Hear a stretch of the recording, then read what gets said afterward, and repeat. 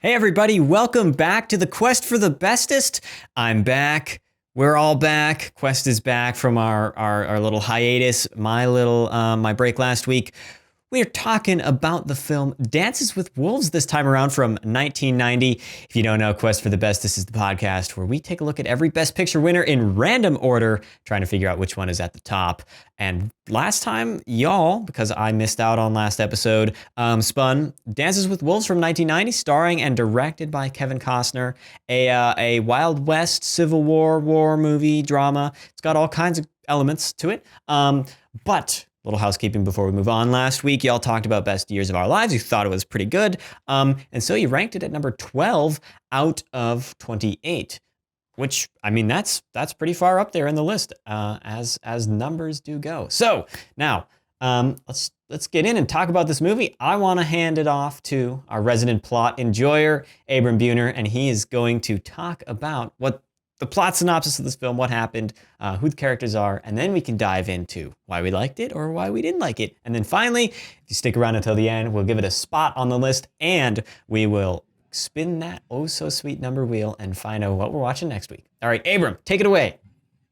So Dances with Wolves is 3 hours long, but it's not going to take me too much time to get over the top-level synopsis of this film because, believe it or not a ton happens. We follow Lieutenant John Dunbar, who is fighting in the American Civil War, and then he's reassigned out to the frontier where he's keeping watch over this desolate post. It's gone. He's reestablishing this place by himself, and in doing so, he begins to strike up a relationship with the local Sioux tribe, and they start to interact and slowly build trust with each other, and he becomes integrated into their culture and their ways, and meets some pretty interesting characters, including Kicking Bird, Stands with a Fist, who he ends up marrying, and they end up doing various things, engaging in some tribal infighting, going on a buffalo stampede before eventually the lieutenant winds back up with the military, who are not too kind to him, taking on the Sioux lifestyle. And after that, there's a little bit of a scuffle, and the film just ends, which we'll get into. We'll get into all of that. It's a Western war film. Which one it is more of, we'll get into, I'd say also, but I think that's all you need to know about Dances with Wolves. Now, first off, I would like to start with a little bit of a criticism about your plot synopsis. Great plot synopsis, great cadence. I'm very proud of you. Thank you. But one thing you did miss is the reason why he was reassigned. Reason why Lieutenant John Dunbar was reassigned to the middle of goddamn nowhere is that he was wounded. He didn't like being wounded. He wanted to commit suicide, so he hopped on a horse and ran to the middle of a Civil War battle, but ended up being seen as a hero and didn't die. And they were like, good job. And he's like, I want to move out to the middle of nowhere. So they sent him there. And the guy who sent him there pissed his pants. And that was a great moment. He pissed his pants and then he shot himself. The first note that I wrote was, why the PP guy shoot himself? I think there's a reason I left that out of the plot synopsis, and we'll get into it as we get into the film. But Timo, this is the first time I've done the plot synopsis. I want those first impressions. I love starting the episode that way. What are we going to do about this? Okay. Well, I can give you my first impressions. How about? So, this movie was really long to me. This movie felt a lot longer than it was, and it is 3 hours and 1 minute long, which is kind of mind blowing. I actually like longer movies, as we riff on a lot here on Quest. But to me, this one really felt its run. It showed its runtime to me as we were watching it, and I think that it's well made. I'm not so sure about Kevin Costner as an actor, and I think that the story has some elements to it that don't stand up so well in a modern light. Even really only 30 years later, I think we think a lot differently about Native Americans and about this period of history than they did even in the early 90s when the film was being made. And so that kind of colors my interpretation of it a little bit, even if there were some good moments here and there. Tucker. Oh, okay. All right, we're handing it off to me. I went into this hearing you guys sort of tittle about it, because I watched this after all of you guys talk about it in our chat. From my perspective, reading your comments, it seemed like, okay, this is not one that's going to go over great in the Quest sphere. But when I ended up watching it, I was feeling a lot of weird feelings at the beginning with, okay, I don't quite know who this character is. The pee-pee thing was really weird. What the hell's going on? But I think as soon as he gets settled in on his own little homestead and starts basically doing The Martian, but in the middle of a middle of a prairie. I think he's in Nebraska. No, he's in South Dakota. Oh, Well, he's quick to defend that one. Come on now. It's the Lakota Sioux. They were primarily in the South Dakota area. There's bison. They go to the Badlands. What isn't there to recognize about the beautiful and unique landscapes of South Dakota, Timo? There's no place like Nebraska. That's what we always say here. Well, it's South Dakota. Now, but the thing is, what I was trying to get at before I was so rudely interrupted was that I thought that the development of him getting there, coming into his own, and then meeting the Sioux, interacting with them, becoming integrated into their culture, I found that really fascinating. I do think it's too long, but on the whole, I think this is a really well-made movie from all production aspects. And I think the story and the characters are interesting enough to pull me through. Unfortunately, it's just led by a brick. Kevin Costner is the most flat, boring line delivery man I ever goddamn saw, and that knocks it down a lot. Yeah, my absolute biggest negative out of this film is his narration, because can he not read a line? And I wouldn't say that this film is like very expertly directed either. I mean, the best shots are mostly those giant landscape shots of the American frontier, the American West, which I am a sucker for, in all honesty. But yeah, it was long, and you felt the runtime, and the characters weren't that compelling, especially our super charismatic protagonist. I thought the production design was good, which it often is with something of this budget and this scale. But I found myself so bored that I was looking into the trivia of Dances with Wolves for a lot of its runtime. So I'll be sprinkling that in throughout this review. Well, there you go. Abram, wrap up our initial thoughts, and then we can dive deeper. We can dig into that soil of Dances with Wolves. And bear our rations. Mm-hmm. So I think I hid my hand pretty well because I really like this film. Oh, interesting. You did hide it very well. Yeah, I'm usually not too good at that, but I watched it earlier today, and I think this film is really great. Of course, there's a lot of things to criticize about it. I have to say I don't care that it's a white savior narrative. We can talk about it if we want to, but ultimately, I don't care. I think it's partially a product of its time, but ultimately I think it's also just an interestingly told story. I think that the ambiance of the film is incredible. I think there's some really staggering sequences. The going after the buffalo hunt's incredible. All the battle sequences. There's a lot of emotion and scope to the film, sometimes to its own detriment. But I think that this is such an impassioned story.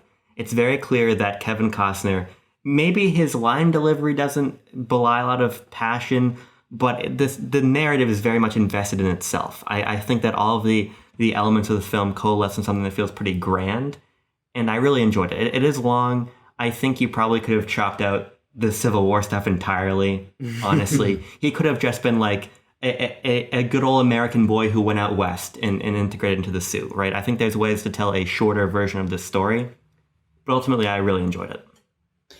I want to make one quick point real quick, because hearing you talk about that sort of made me realize something. I need to go back on my earlier criticism about the Civil War stuff. I do think it feels, you're right, it feels out of place. It could have been cut, but I do think that now that I'm reframing the narrative a little bit, the idea that he initially tried to commit suicide by doing that, then was moved out west and was on his own and figuring it out himself, but learned what was important in life and why he should keep living through his interaction with the Sioux. So it sort of reframes his life from, oh, I almost died, and now this is the reason why I'm living, is culture and interaction and all of that, and making friends and developing relationships. I actually think that's a rating of the film I wasn't quite thinking about as I was watching it, but now in retrospect, I'm like, oh, that's a pretty interesting story, all things considered.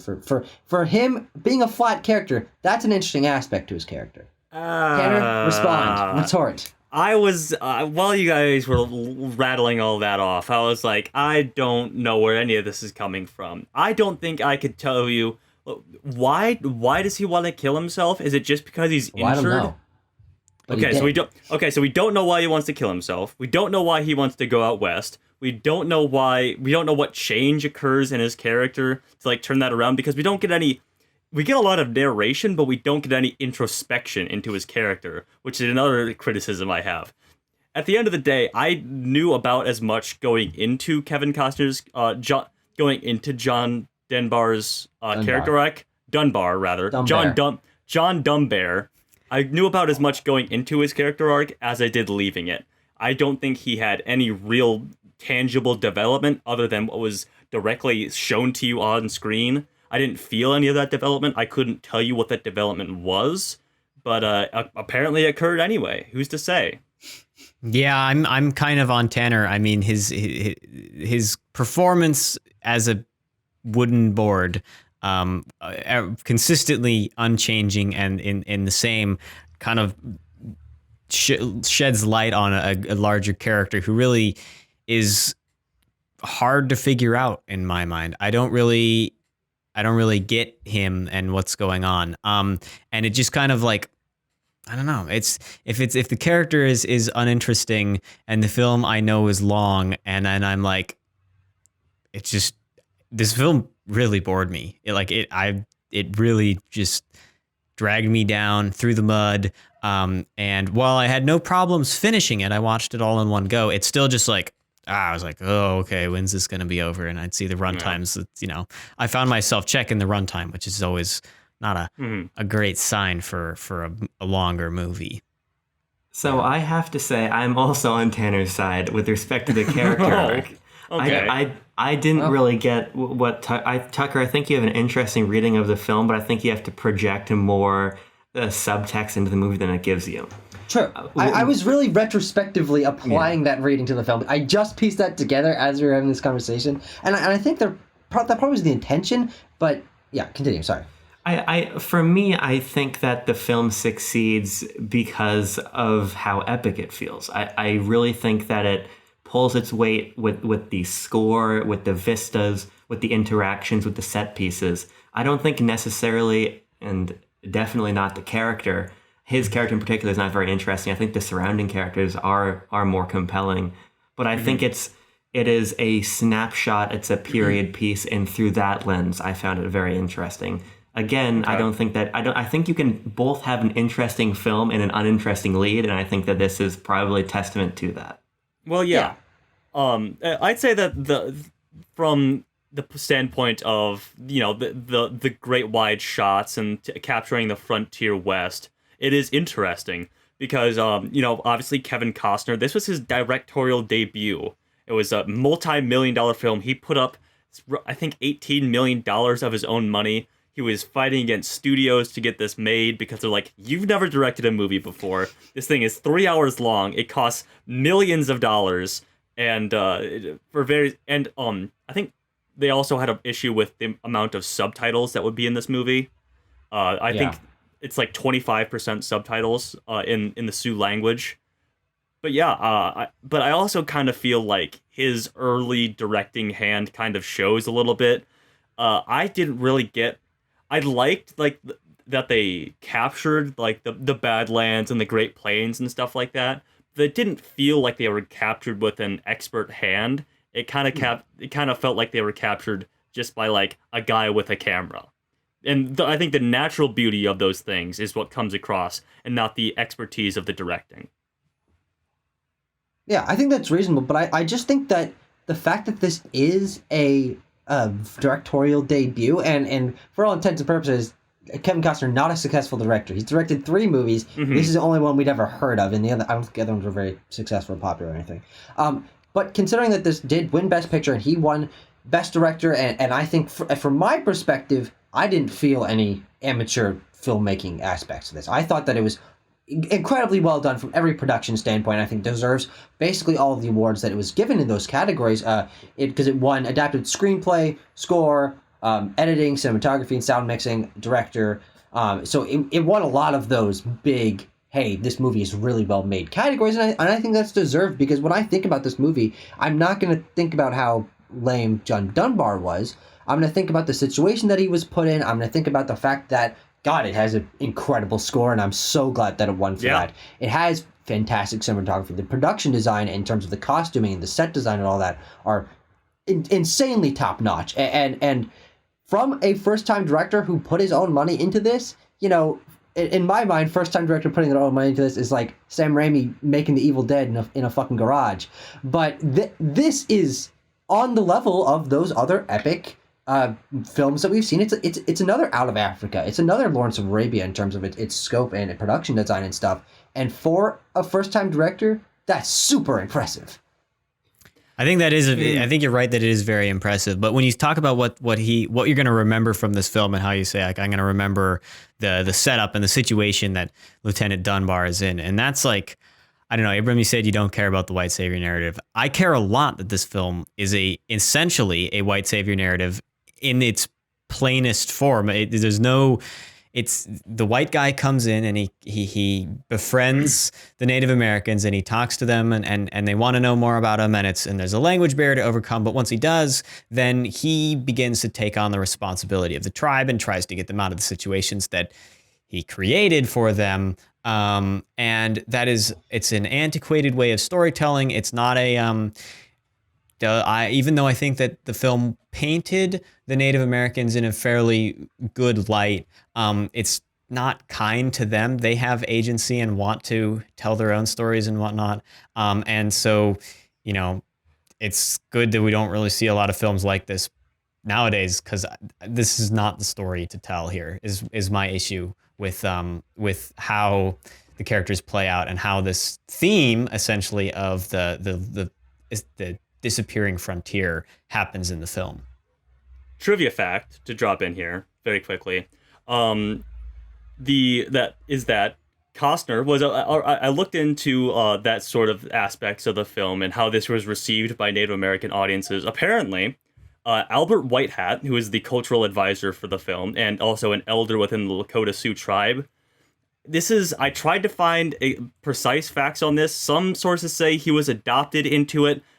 Adopted like as an honorary member of the tribe. Some say he was just like commended by the tribe, and obviously this is just by this one guy Albert Whitehat. But apparently the Lakota Sioux, from what I've read in assorted trivia, was appreciative of their depiction in this to an extent. With the caveat that a few years after this, Kevin Costner and his brother attempted to build a casino on native land. Oh, that reframes some things. Yeah, so yeah. So, I want to push back against Timo a little bit because just for the record. I just flat out disagree. I feel like that the depiction of culture is very interesting, and this is the lens through which it was told, because ultimately it is all of their stories. The American West was that clash, and whether you think that the crossing over of an American military man into their culture is inappropriate or not, I think that the fact that it happens opens up some really interesting conversations. And I think the film allows you to have a lens into their culture and, frankly, into an anti-American culture at the time. I think this film feels more progressive than you're giving it credit for. I mean, the American troops look terrible. The American frontiersmen look terrible. I think that calling this a white savior narrative is on its face true, but I think that there's more happening here than we're giving it credit for. Ultimately, I think that the film succeeds because it has all of the Sioux language and the culture and the ritual, and because Kevin Costner does not have power for most of the film at all. I mean, Kevin Costner gains it eventually, but he gains it because the tribe is then accepting of him. I don't think this is him coming in and exercising power necessarily. It builds a relationship between him and between the Sioux in a way that I think can be extrapolated out into some interesting conversations about real world policy and such. I got impassioned because I think that it's pretty, in my opinion, not characteristic of the film to just label it in this way, because it's the dimension, it's the nuance, it's the fact that we're able to see all these events depicted the way that they are that I think the film works for me. I really do agree with you, Abram, and I do have to push back, Timo. I don't think that this film painted its situation in any way disrespectfully to the not Americans involved, or the native versions, and not white people Americans involved. It's incredibly respectful to their culture, and like Tanner said, the real life Sioux thought that this was an incredible depiction of their culture. A representative who was also the cultural advisor on the film. So on the film's payroll, but also an elder in the Sioux tribe. was appreciative of the film. From what I read from the Academy Awards, the complete unofficial history, which is underneath my computer right now, it did say in there that this was well received by them as this depiction of their culture, which, as Tanner and I know from our sociology film class, Native Americans were not, and you can extrapolate, Native Americans were not well represented in mass media for probably up until this, to be honest. But I think that the way that he's integrated into this culture is really natural. And as Abram said, he doesn't have power. He works his way into their culture slowly by gaining trust and them getting their trust and all of that. And he doesn't put them in the situations that end up being negative for them. Just American white culture colonializing the whole West. That's the villain. It's not his fault that's happening. He helps them through that, but in the end, he can't stop it. I don't think there is a savior narrative because he integrates into their culture, right? They really save his life and teach him what it is to have family and relationships and all of that. And it's not like he marries a native woman and takes her off to whatever. He marries a native woman who is a white woman that was taken away. Like I think there's framing to this that don't paint it in that negative light. And the entire time I was watching it, I was waiting for it to, for me, feel like, okay, remember how Meryl Streep was with the natives out of Africa, yeah. and that never happened in this. And I was really surprised at how respectful and understanding and just genuine this film felt from all of those cultural perspectives. Well, I'm glad to hear you say that, and I think you're right that it does deal with the culture and it does represent it in a respectful way. And I see what you're saying about how it maybe in that in its failure, which I in my interpretation of it being possibly a white savior narrative, it's in his failure to save them. He was trying, but he can't end up saving them in the end.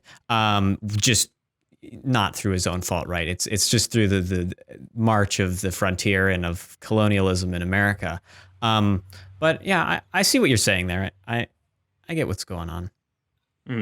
I think the times that the film takes on the aesthetics that Timo are talking about, I think it's a symptom of this being a film directed and acted by the same guy. I think Kevin Costner wants to tell the Kevin Costner story, right? As he's finally, which is not interesting, right? And so I think that the times when he gets a little bit too heroic, it's him directing himself being heroic, and I think that's might be the problem more than the narrative itself. So I think it comes back to maybe what Tanner's saying, a little bit of amateurism behind the camera, in front of the camera, a little bit of a blocky delivery, right? But I think that the heart of the narrative is not a white savior narrative. Yeah. Do you guys want to talk about the Buffalo Stampede scene, which I feel is probably the most impressive scene in this movie? Do you guys push back on that at all? Oh, easily. I don't know how they did that. Okay. It took 8 days to film because they could only do one take every day because the herd of 3,500 buffalo would run like 10 miles every time. So they had 8 tries to do it, essentially. And, obviously, it was someone else behind the camera on those because Kevin Costner was in a number of those shots. But, yeah, it was very technically impressive. I will give it that. But, again, not as technically impressive as I felt it could have been. And I wished it had been, but the scale of it is still impressive to empathize a little bit with Abrams' points. I thought the Civil War scene at the beginning was pretty impressive too.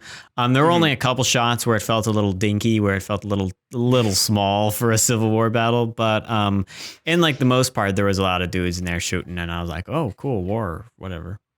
Yeah. No, but cool quick question, war. Tanner.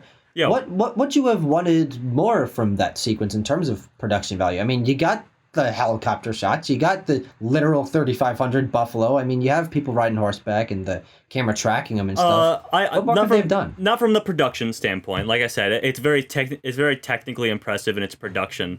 But just the way it was shot, I've come to expect maybe a little bit more artesian, a little bit more of an artesian look at stuff like this. And like I said, I don't think Kevin Costner really had the wherewithal and the expertise to do that. Apparently, his amateurism in the director's chair caused some production issues early on in the shooting too. So I think you could kind of feel that throughout, just from me personally. I wanted it to be edited like the chases in Tom Jones. That's what I wanted. Yes, absolutely, yes. I mean, yeah, when we were watching them ride horseback and like the camera tracking them and stuff, I instantly was like, oh yeah, Tom Jones had this, and we actually, that was one of the better shot sequences in that movie, but I think this was handled a lot better, and I think the scale of it worked to the benefit of, hey, this is the plains, this is them hunting them down, like this is the Sioux's livelihood and stuff. I thought that all worked really well. Yeah, I think it was an excellent sequence, personally, just to share my thoughts beyond making fun of Tom Jones again. I also think that the battle against the other tribe was pretty incredible, too, from a scale perspective, but I just think that the amount of energy that was captured was really impressive. And for me, the lack of overt style, I think, actually helped the sequence because it just allowed you to take in the fact that we are shooting in and amongst these buffalo and all this is happening and intercutting to we're hitting them with the arrows. Kevin Costner's knocking some down with his shotgun. I think it was a really kinetic sequence. In a film that's pretty quiet, this was loud, but not in an obnoxious way. It was just... It was, oh my God, look at all these buffalo, and you don't see that really. I think that's practical. That's you can't understate how amazing that is that it was filmed that way. Yeah. And also shout out Kevin. Quick shout out Kevin Costner. He did most of his own writing for this movie, so that's impressive for him. Yeah, I think, you look at things like that and what you just said, and that it should kind of cut against some of the more amateur tendencies we're talking about. It doesn't. I think the film is it's very contradictory in a lot of different respects, as we've already touched on a little bit, right? But I think it's the strengths of these high moments that really kept me engaged, when it's pretty hard to keep me engaged in movies like this. I was gonna say, I was on a set. I was working a film the other couple weekends ago, and there was a horse on set, and there was one person was riding the horse, and just the amount of headache that animal brought to set just like made everything like 20 times more complicated. And you've got scenes where every single character is riding on the horse and they're talking, and I'm like, oh my God, how do you do that? How do you stand doing that? Like, yeah. So that is a moment of he had the money, so he had probably experienced animal handlers, and all the actors had time to learn how to ride. But still crazy. I want to let Tucker go, and I do have another fact about the animal training for this. Hold on, I can't remember exactly what to say. You can continue something else. Okay, so you guys are aware of the wolf, the titular wolves that Kevin Costner dances with in this. Two socks. Yeah, two socks, one of course. Wolf. Dances with wolf. Let's be real. Sorry. Oh yeah, sorry, but I got confused because they did use two wolves for this movie, for the filming of it.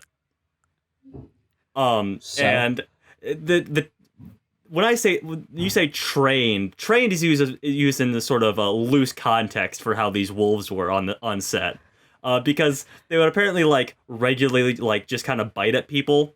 Kevin Costner got almost bit in one scene. Apparently there's one where like there's a guy in Kevin Costner's costume, but it's not actually him, it's an animal trainer, and he did actually get bit in that scene that we see on camera. So yeah. Wow. Trained is used in a loose context. Well, I think trained in that loose context, of course, on the background of a set, entirely true. But what we saw on camera, the moment where he hands a piece of like buffalo jerky to the wolf's given a better performance than he is in that scene. Yeah, he is. That is true. You are absolutely right about that. But I think that his relationships with the animals, with his horse Cisco, who has sort of his own little fun personality in a couple of moments, and with Two Socks, who ends up sort of being having an emotional moment of his own near the end, I think those are handled really well. And I think what this film does, and actually I just clicked, I remember what I was going to say, is we talked a lot last week about The Best Years of Our Lives justifying its runtime by having so many characters and telling so many stories simultaneously and interweave and all that. And while Tanner and Timo, you guys you really felt the runtime of this one, and that it could have been shorter. I think this film justifies its runtime by creating an atmosphere with the Wild West, showing the shots, developing the characters really slowly over time. I mean, his integration into Sioux culture takes most of the movie, to be honest, and it's really, I think, a solid payoff to see his relationships develop and him learn the Lakota language and all of that. So even though I'm not the average long film enjoyer, I think this film justifies its runtime with the amount of scope, scale, and long-term, long-form storytelling that it's doing.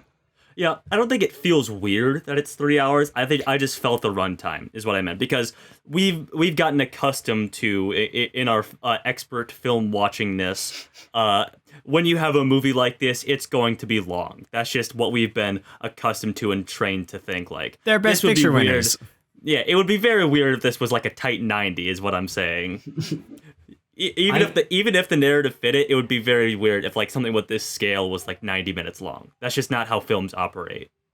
I can follow Tucker down this path most of the way. I also agree that the runtime feels good in large part, but I think it's at its best when it is paced like a Western and it's slow and it's about atmosphere and slow development. My problem is when all of a sudden Kevin Costner checked his watch and realized that he was shot 2.5 hours of the movie, and then he needed another plot point to happen. And then all of a sudden Kevin Costner's captured and freed, and he's there, and now he's here, and the movie ends, right? I think it's more an issue of pacing opposed to justification. The runtime, I think, could have been shorter had it just been about, okay, I left the war, I'm with the Sioux, the film ends with the Sioux. I think something like that would have been tighter, because ultimately it's the juxtaposition of slow, atmospheric storytelling to now these guys are back and there's blood everywhere and they're pooping in the grass and we're choking a guy out in the river. It's like, yeah, what happened? I think that's a bigger problem.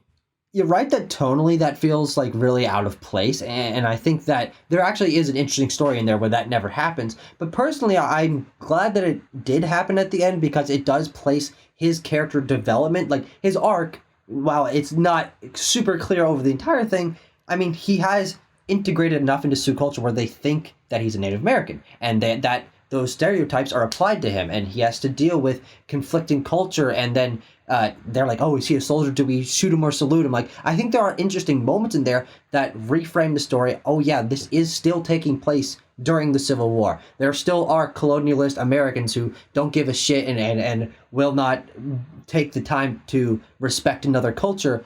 And I think reintroducing that into the story reframes it in an interesting way where I'm glad that sequence happened. I would rather have it, even if it feels out of place, than not at all. Yeah. I'd like to talk a little bit about the better performances of this film, which are the Native American actors in this. You know, you have some great characters like Wind in His Hair, there's Kicking Bird, there's Ten Bears, which he's like the high chief of the entire tribe. Those are all good performances. You know, they're obviously, unfortunately, done by some of like the very few famous Native American actors in Hollywood, but I think they all just act circles around Kevin Costner, quite honestly. Yeah.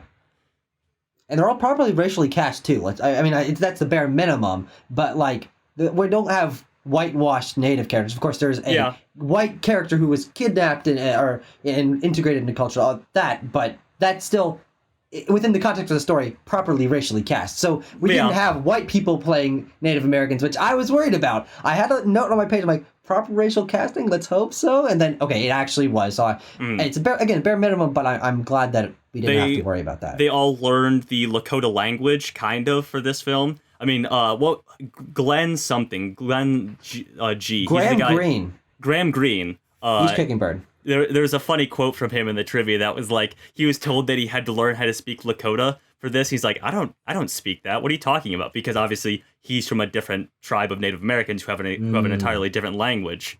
So, and apparently Kevin Costner was a real dictator on set. He's like, you either learn Lakota or you're fired. Wow. Yeah. I mean, I was glad to see Native American actors doing well too. You're totally right that they acted circles around Kevin Costner. Some of the more enjoyable scenes are when he's engaging in the tribe, in the lodges, and sharing a pipe. Yeah, you wish, Timo. You wish you could be out there. I don't know what it is they're smoking. Pipe. Literally, I don't know what it is they're smoking, but you wish. Yeah. Oh, I mean, Wind in His Hair has a actual tangible character arc as opposed to John Dunbar. Yeah. Are we gonna talk about the weirdness of the first 20 minutes of the movie? Oh, what the Civil War part? Yeah, let's dive into it. Let's do it. Okay. Because you're right, it's weird and just kind of happens and then it's done. And we have this sequence with the officer out in the plains who the peeing sequence. I just peed my pants and nobody can do anything about it. And wow, That wasn't in the plains. That was in his office. well, yeah, it was in his office, but he's sitting in his chair. He's out west. Yeah. He's out west. Yeah. Oh, sure. The edge of civilization, as they might call it. Yeah. Can someone explain to me why this is in the movie? And then he has a weirdly like cryptic and artistic line. It's like, the king is dead. Long live the king. And this comes like 30 seconds after he pissed his pants on screen. And then shoots himself. And then he shoots himself, of course. It's very strange. I don't know why it's in there. I can get like the Civil War establishment, you're establishing the time period and setting up some character aspects for John that never pay off. But I don't know, I did like the scene of him like riding back and forth with his arms outstretched. And him inadvertently becoming a Civil War hero, but it's not built upon. It feels like it belongs in a completely different movie. Yeah. I have a quote actually written down. It takes up 2 lines of my notes down here. His narration when talking about Timmons, the guy that he had to ride out to the camp with, he says, "If not for my companion, I believe I would be having the time of my life. He is quite possibly the foulest man I've ever met." And that just stuck with me because it reminds me every day I wake up and I'm like, Tanner's one room away. If not for my companion, I would be having the time of my life. He's quite possibly the foulest man I've ever met. Indeed, I am. I'm belching and I'm farting and I'm, all sorts of things. I get shot with a big fart joke while they're sitting by the fire. He just turns his ass and rips ass at Kevin Costner, and he's like, "What? Huh?" And at the end of my life, I will probably get riddled with about 6 or 7 arrows. So I have that to look forward to. I feel like Kevin Costner had zero subtleism when directing those sequences. In a film that's pretty restrained and methodical when he's actually out in the plains, everything else just feels so weird. I don't know if it's not good, it's not bad, it's just weird. I think the tonal shifts, the striking in the area of profound thematics, it just doesn't work for me. And Tucker, to circle it back around, because my thoughts about the beginning also kind of apply to my thoughts at the end. Again, I think that sort of cultural juxtaposition is interesting and important, but ultimately it's clear that Kevin Costner doesn't have a very nuanced grasp or direction with that stuff to go in. I just think that it really feels like you turned off one Western and you turned another one on. And I get what he's trying to draw attention to, but ultimately I think moving from the caricature to the more meaty material just doesn't really work. Yeah. Well, very interesting. So I think we're going to take a quick break, and when we come back, we'll have some scores for you, and then we will get to spin that wheel and find out what's happening next time. So keep it tuned right here. We'll be right back. Okay, we're back, and I've received some electronic votes. The ballots have been counted, and we have a number. Are you ready for it? It's down there in the second half. It is 18.25. So it would slot it at place number 19 on the list. Moving French Connection in between West Side Story on the top and French Connection at the bottom. The vote breakdown follows Tanner and I at the lowest spot, with both choosing place number 21, Abram in the middle with spot number 17, and Tucker at spot number 14, which is an interesting pick if you are looking at the list, which I am, because 14 is Unforgiven, the other Western on our list. So, thoughts about that placement number 19? What do you think? Yes, no? Well, my first thought is that my version of the list says that it would be between Grand Hotel and French Connection. So we have some sort of schmuckly going on here that we're going to need to figure out at the end. But I can corroborate Tucker's. This is off of our official ranking, unless that wasn't updated. But I believe it was. So I believe it would be in between below Grand Hotel, above French Connection. Mm-hmm. Okay. What do you think of that? I'm just surprised that you guys didn't like it as much, because honestly, as I said, I went into it expecting that I was going to be bored out of my mind. 3-hour movie, a lot of open space, not really filling my shoes, if you will. But I thought this was a great movie. I mean, honestly, I think it justifies its runtime. It's one of the few experiences where I think that a big empty open movie works in terms of the themes that it talks about. I was very impressed with its way it handled the culture that it was exploring. Really, the only major downside to me is Kevin Costner's performance. I think that doesn't take away from the vast majority of the movie in terms of its scope, in terms of the other characters and the themes that it tackles. Doesn't take away from them. It's just an unfortunate thing that, man, if that had been a good performance, this would have been like an incredible movie. But as it stands, I think it's a great movie. I have to say, Tucker, that this movie bored the fuck out of me. This movie was so boring. And so even though, I see these other elements and while the themes and stuff are interesting, I was just like, it did not hold me. And so we have our boring threshold, right? It's The Last Emperor. It's got to go below the Last Emperor in my book. And I actually moved it up a couple spots after our discussion. I think you guys are more right about the white savior issue. I mean, I'm sort of still conflicted on whether it is or isn't. There's some saving going on some parts.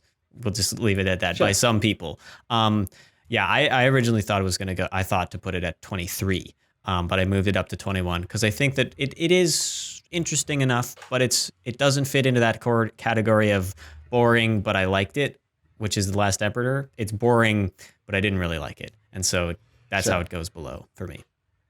I just don't know how you can justify, besides Kevin Costner, it was a great film. When Kevin Costner, John Dunbar is the centerpiece of this film. He's what the film centers around. His quote-unquote character arc is what we are tracking over the course, and he's the main character. And when that centerpiece is severely, riddled with holes and pretty dull, all things considered, that just detracts from the overall narrative of the film. And well, like I said, I can appreciate the more interesting things that we talked about, the scale of it, its capturing of the American frontier and the American West, which I always appreciate. I'm a sucker for that.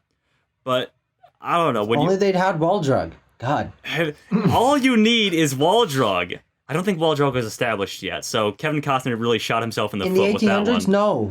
I sincerely doubt it. Well, it was Tucker. it was probably shortly after that, quite honestly. Because it was like an outpost thing in its infancy. Yeah, but it's not at the state. It wouldn't have been Wall Drug at the state of which you would have enjoyed being. Exactly. It doesn't have the giant dinosaur. But going back to my original point, I think Kevin Costner really shot himself in the foot with that by casting himself in there, not being an insanely compelling character, and not being an insanely talented director in any case. So, I don't know. I think that the core fundamentals of this film are very flawed and has some kind of interesting tertiary elements.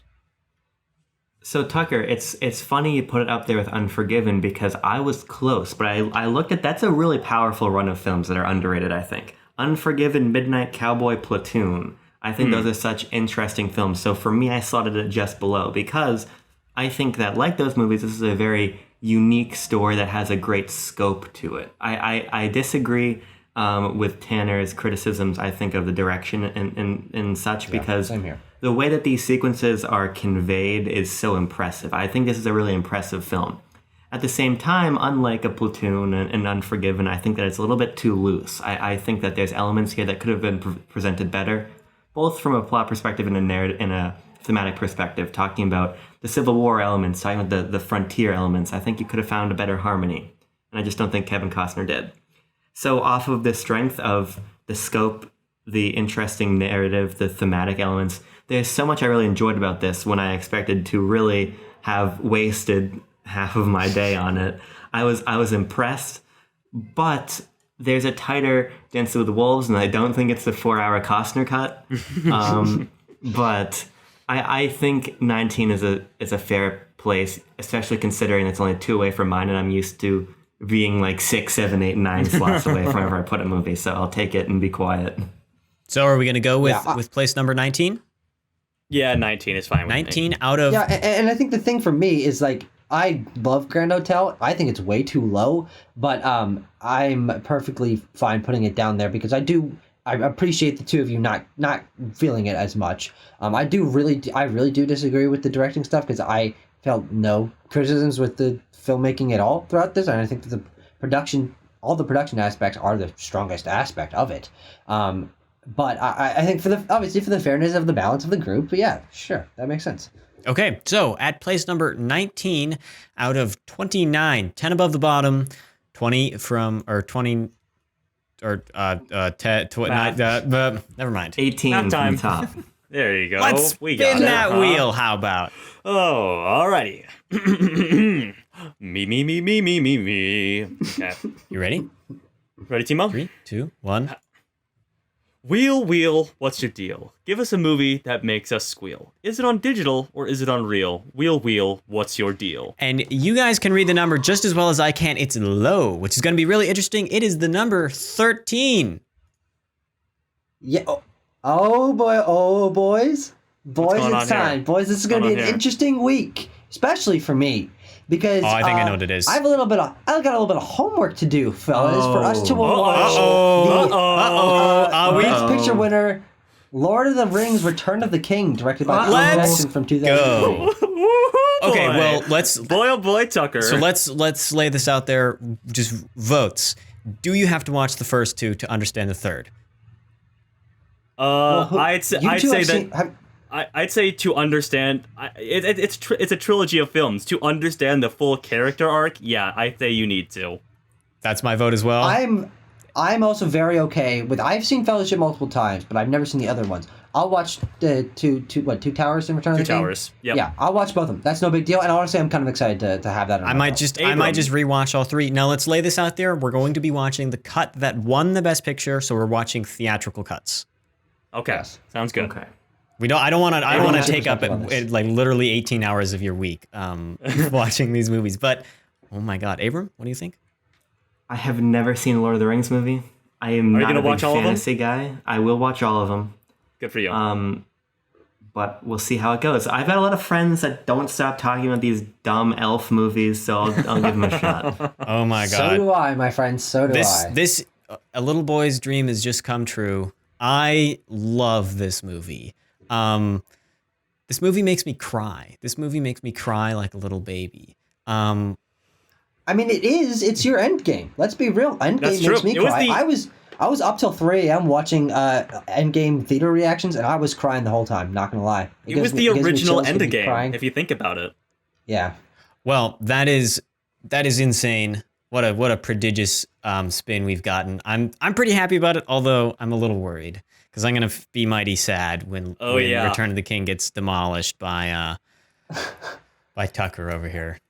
No, hey, I'm not setting my expectations low at all. I'm setting a little bit high, but I really like Fellowship. I mean, that's a 9 out of 10 movie for me, and I just haven't seen the other ones. I'm not familiar with the Lord of the Rings story. I don't know what happens. I have no idea what happens.